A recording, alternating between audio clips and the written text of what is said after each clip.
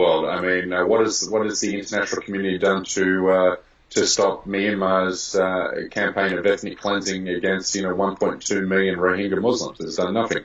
What is the international community doing against China's effort to ethnically cleanse up to 12 million Uyghur Muslims at the moment? Nothing. I mean, not only is the world, and you got Rwanda and genocide, which certainly didn't have Muslims involved, but if you look at the track record of the international community stepping in to halt genocide where the majority of the population is Muslim, it hasn't been coming. We can also look at Syria. What has the international community done to halt, Assad's killing of and displacing of up to 12 million, mostly Sunni Muslims in Syria? Speaking about, you mentioned China. Talk to us about some of the things like the GPS. You write about you're creating awareness about many things that are going on there. But for people who are ignorant to what is going on, there's many events unfolding. Can you bring us up to speed on that? Yeah, I mean, it's particularly tragic what's happening in what was East Turkestan in the far western region of what is mainland China. East Turkestan was actually its own nation state up until 1949. Then China invaded and occupied the region, and has occupied, that part of China. Well, what really isn't China has occupied East Turkestan ever since. Now, for a long period, the Chinese government left Uyghur Muslims in that region pretty much to their own. But things sort of changed in the 1980s, and China began a crackdown to snuff out any effort by Uyghur Muslims to recreate or to throw off the Chinese occupation. And then you had the War on Terror, the U.S. War on Terror, which started in 2001. And that gave China a veneer or a fig leaf to carry out what it called its own war on terror against Uyghur Muslims in East Turkestan, conflating, Uyghur Muslim separatist ambitions or aspirations with Islamic terrorism. So that crackdown has been really enforced, particularly in the last decade. So much so that Uyghur Muslims now cannot exit China. Anybody who does exit China is arrested. I've interviewed a number of Uyghur Muslim refugees, one in Australia where his wife and child, they tried to join him after he attained his refugee status in Australia. When they arrived at the airport, she was detained. The 9-month-old baby was also arrested with her. Once the baby turns 1 under Chinese law, they will put her into prison for 5 years, and then they're going to sell the baby on the black market. Now, that's just one case of what's happening there, and the world is completely silent. Now, for other Uyghur Muslims, they have cell phones to track. Their cars are located with GPS tracking devices. If they want to move out of East Turkestan and maybe go to Beijing or Shanghai, then they have to seek a special permit to do so. They're forced into re-education camps to force them to denounce Islam. Those who do not denounce Islam are then put into either hard labor camps or in prison for up to 5 to 10 years. Even Uyghur Muslim families are forced to have a Chinese communist representative in their home for Chinese nationalist holidays as part of indoctrinating them to the Chinese state ideology. Now, are women also being? I mean, this is what would you say a modern day Inquisition sounds like? Yeah, it really is that. I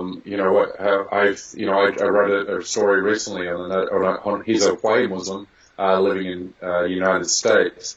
His wife was detained, arrested, forced conversion, and then in prison she was tortured, where she eventually died. And he's actually trying to sue the Chinese government. He's told me that he's already had 2 assassination attempts on his life. One time when he returned to China and then just sued the Chinese government for the death of his wife, and another time in the US, which he has reported to the FBI.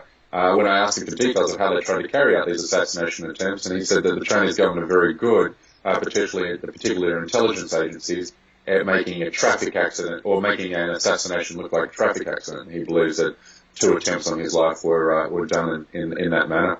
I heard women are being forced, not only, as you said, forced conversions, But to leave Islam, I heard that they're also being forced to marry to have forced marriages to what is it, Communist Party members? Yeah, communists to some people were Chinese who subscribe to the communist and atheist ideology. There has been stories of forced marriages to the extent that that's happening. I'm not exactly sure. I can't give you the numbers, but I have heard anecdotal accounts of that happening. But I mean, families are being separated all the time. I mean, even now, the police, Chinese police in that province, have these new smart glasses. So they wear these glasses which are pick up facial recognition, identify facial recognition. That feeds back into a database, and they can identify a Uyghur Muslim on a train, on a bus, on a plane, even walking in the street. And if that Uyghur Muslim is wanted for any reason, it could be a parking violation, and it just gives them an excuse to make the arrest, force them to a re-education camp, and then they're processed accordingly. Wow, this is just so amazing to hear. It's so incredible. You can't wrap your mind. People are sitting at home here and enjoying many of the things that we have. We're not thinking about outside of the box, what's going on in the rest of the world. But this is in our day and age. This is actually happening. What can people do? What can people who have a heart? They want to make a change. What can someone do to speak out against this? What do you suggest? Yeah, I mean it's very frustrating because I mean even what's interesting is not one single Muslim leader of a Muslim majority nation state has offered one word of condemnation of what China is doing against the Uyghur Muslim population. And that's for a very simple reason, is China's economic power is so vast and so strong that so many nation states have become interdependent or dependent on the Chinese economy. And they fear that by speaking out and denouncing what China is doing in East Turkestan will result in economic punishment, a loss of trade, a loss of foreign or Chinese investment in their states. So the international community at the nation-state level is completely frozen on the Uyghur Muslim issue, and it's really only left to activists. The only people who are making noise about this are actually Uyghur Muslim refugees who have been fortunate enough to escape China.